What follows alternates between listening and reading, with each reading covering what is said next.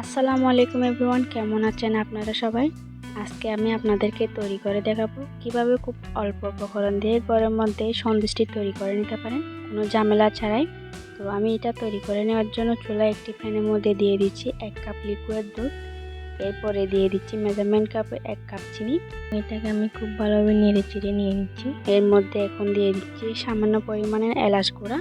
এটাকেও খুব ভালোভাবে নেড়ে চেড়ে এখন এই দুধটাকে জাল করে নিব বলক আসা পর্যন্ত। বলক চলে আসলে আমি এখন এর মধ্যে দিয়ে দিব 1 কাপ গুঁড়া দুধ। গুঁড়া দুধটাকে আমি খুব ভালোভাবে নেড়ে চেড়ে নিব যাতে নিচে দলা পেকে না যায়। এবার এটাকে খুব ভালোভাবে নেড়ে চেড়ে এই দুধটাকে আমি ঘন করে নিব।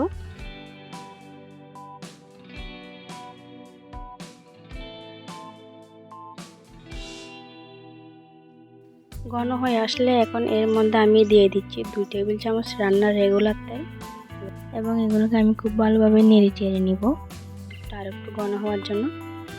ঘন হয়ে আসলে এখন এর মধ্যে আমি দিয়ে দিচ্ছি সামান্য পরিমাণে লবণ এবং লবণটাকে দিয়ে আমি এটাকে ভালোভাবে নেড়ে চেড়ে চুলা থেকে নামিয়ে নিব। সন্দেশগুলো আমি যে মোল্ডে নিব ওই মোল্ডটি আমি আগে ঘি দিয়ে ব্রাশ করে নিচ্ছি। ভালোভাবে ঘি দিয়ে ব্রাশ করে নিতে হবে। সন্দেশের এই মিশ্রণটি গরম থাকা অবস্থায় বাটিতে চেপে চেপে লাগাতে হবে। চেপে লাগালে আপনারা আপনাদের সুবিধার্থে যে কোনো শেপে কাটতে পারেন।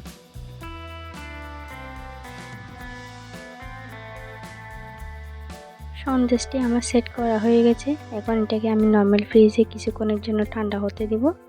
ঠান্ডা হলে কাটতে সুবিধা হয়। এখন আপনি আপনার সুবিধা মতো যে কোনো শেপে কাটতে পারেন। আমি আমার পছন্দ মতো কেটে নিচ্ছি।